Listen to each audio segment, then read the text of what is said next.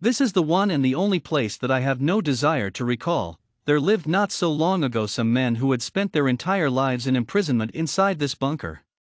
The bunker was an ancient building which was nearly falling apart when I first saw it. There was a couple of lances laying near the pathway toward the bunker, a skinny horse, and a gray, skinny hound who could barely chase a rabbit. The odor was unendurable. It smelled like a mixture of rotten flesh and heavily burnt coal. Scraps of food and other refuse piled against the wall beside the entrance. There were 2 sentries guarding the entrance to make sure that no prisoners escaped, or that there were no break-ins. However, I guess nobody who was still sane would try to break into this place, so, most of the time, the sentries just leaned against the wooden, piled-off wall and dozed into a sleep. I was a photographer and a journalist, and I was close to my 30s when I first visited this place, a place which even Jesus would abandon. It was 10 years ago, and I was desperately looking for materials. To me, this place was more like prison or hell rather than a bunker. People who were enslaved there have only little flesh on their bones, their faces were spiritless, lean and gaunt. When I asked the guards the reason why these people were enslaved and being treated even worse than animals, these guards told me to stay away from them as far as possible. They were descendants of Satan. You need to stay away. You read the Bible, don't you, mate? This was the guards' response to my question. When I questioned about the reason why these people were noted as descendants of Satans, the guards became impatient. You better go see it yourself if you got the nerves. But I told you, mate, these people were horrible, both internally and externally. I still couldn't speak out the reason why I walked into this bunker that day, but I did. As soon as I walked in, I could felt the freezing coldness crawling through my veins. I could hear noises, terrible noises. A man slamming his head against the door and screaming curses, children's high-pitched wailing. This smell, unendurable smell of rotten meat and coal filled the room, and it was driving me nuts. But all of these means little so far as my story is concerned. There was the boy in the 5th cell against the right side that really caught my eye. He looked no more than 17, his head was dropped and his eyes were spiritless. His long black hair covered his almost half of his face, but I could still see the tears traces on the left side of his face. He was leaning against the wall with his face buried into his knees. Clothes that were already shattered covered only half of his upper body. I still wondered how these people can live under the venomous touch of the cold inside today, but I could never found out why. When I met this boy, I could just walked by and ignored him. However, I did not, and only God knows why I choose to stay instead of leaving this wretched place at once. The boy seemed to took notice of my appearance. He slowly raised his head and brushed his long hair with his filthy hands to the side of his face. I was dumbfounded because the boy was beautiful. Even with these terrible surroundings, he still was the most beautiful boy I had ever seen in these years. His appearances reminded of a puppet who has its strings broken, only this time, the puppet's eyes were red, bloody red. The boy backed away from me when he saw me staring at him, looking at me with fright and hatred. I guess at that time, my wits were gone beyond repair, and I came to conceive the strangest idea that ever occurred to a madman like me. I slowly walked toward the boy and tried to smile to show that I held no hostility against him.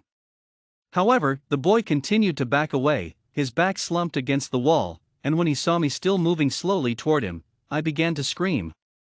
I was startled for a second, but I quickly regained my conscience. Hey, I am not here to hurt you. But the boy continued to scream. I didn't know what to do. The first idea that came across my mind was that this boy was a total lunatic, but it appeared that I was totally wrong afterwards. I backed off a bit and the boy stopped screaming almost immediately. When he finally found that I really held no hostility against him, he began to observe me with his pair of red eyes. At that time, I got a million questions crossing my mind, but the only one that came out was, "Who are you?" The boy still didn't speak a word. His eyes fell upon the biscuit that I held in my left hand and gulped. "You want this?" I asked and carefully walked forward and placed the biscuit in front of his cell. The boy immediately lunged forward, gripped hold of the biscuit and plunged the biscuit inside his mouth with such great force he nearly choked. I didn't speak, I just watched him gulping down the biscuit that I gave him. "I dunno." "What?" I was both surprised and excited when I heard the boy speak. "What did you just say?" I dunno, I spent all my life here, I not have name. He could spoke English, but it was shattered. His voice was soft, but high-pitched. That's okay, I tried to keep my voice mild and calm so that I wouldn't scare him. I had earned his trust with just a biscuit. This experience could be an excellent piece of material for my journal. I was known to be excitable, and I was excited and surprised that I was actually talking to a prisoner that spent all his life in this hell-like place. You have a family? I dunno. The boy shook his head and repeated, I dunno. They called you son of the demon out there, have any ideas why? The boy raised his head a bit, and finally shook his head again, dunno for all life I hear. I dunno anything. What did you do here? I tried to make my questions much less complicated so that the boy could understand. At the same time, the prisoner beside the boy's cell screamed and banged his fist against the wall. I was surprised how calm the boy was toward this kind of horrifying action, because he just held his breath until the banging stopped. Coal, work, dirt work. The boy responded, no even a meal, only scraps. I nodded slightly, reached into my bag and pulled out another biscuit and placed it slowly in front of the cell. The boy grabbed hold of it immediately and gobbled it up. I waited until he had finished. He had caught on that he would be rewarded with food if he answered my questions properly. You ever seen the world outside? The boy shook his head and said nothing. How do you learn your English speaking? English? I mean, how do you learn to speak? I asked again, adjusting my words, realizing that he couldn't understand my questions. Listen. To people. The boy shrugged, no, never know outside, just stay here all time. Sympathy crept through me, and I did something that I would later regret. I took out some pictures that I took in the tropical forest and placed it in front of the boy, before thinking better of it. The boy's red eyes stared at the pictures, at the trees, the mountains, and the water. His eyes watered and he began to cry. He buried his face in his hands, backing off toward the wall and burst into small sobs.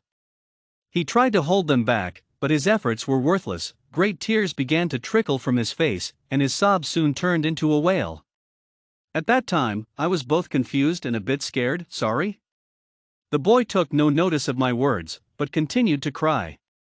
His wailing provoked a lot of other prisoners inside the cell. Soon, the bunker was fulfilled with the sound of screaming, shrieking, sobbing and wailing. If I stayed here any longer, I was sure that I would completely lose my mind.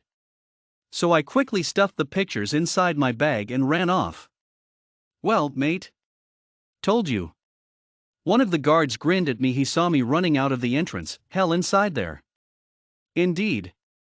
I breathed, completely out of breath. I didn't realize what struck that boy at that time, but afterwards, his cries kept wandering inside my head. The boy had never left that bunker, and he never will. He would never see the world that was worth living and the world that was full of song. What happened to that boy? You ask. I don't know, and I don't want to know. God high above, please hear my prayers. In my need, you have always been there. He is young, he is afraid, make him rest from all the eternal suffering that Satan brought him. Bring him home with the blessed of heaven. Bring him peace, bring him joy. He is only a boy, let him live. Amen.